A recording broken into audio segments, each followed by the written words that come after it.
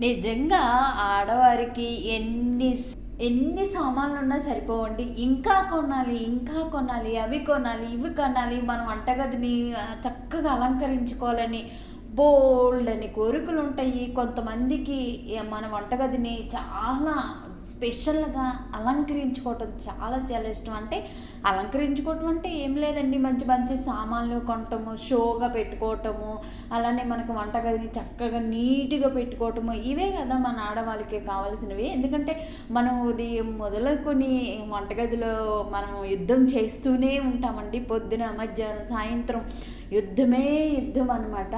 నేను ఎక్కడికి వెళ్ళినా కానీ ఫస్ట్ సామాన్లు చూసినప్పుడు చాలా బాగా కొనేదాన్ని ప్రీవియస్. ఇప్పుడు కొంచెం తగ్గిచ్చేసాను. ఎందుకంటే వృద్ధులైపోతున్నామండి. సామాన్లు కొన్నంత ఈజీగా మనం కడగటం అంత ఈజీ కాదండి. అందుకని నేను చాలా వరకు కూడా తగ్గిచ్చేసాను సామాన్లు కొనటం. ఇంకా ఇప్పుడేంటో మరి అందరూ ప్లాస్టిక్ తీసేసేయండి, నాన్ స్టిక్ తీసేసేయండి, ఓన్లీ స్టీల్‌వే వాడమని అంటున్నారు కదా! ఇంక నేనైతే అప్పుడప్పుడు నాకు టైం దొరికినప్పుడల్లా అలా వెళ్తూ ఉంటాను. మొన్నొచ్చేసి కూకట్పల్లి వెళ్ళాను. కూకట్పల్లిలో మనకి అగ్రోమెక్ ఉంటుంది కదా, అగ్రోమెక్‌కే వెళ్ళాను.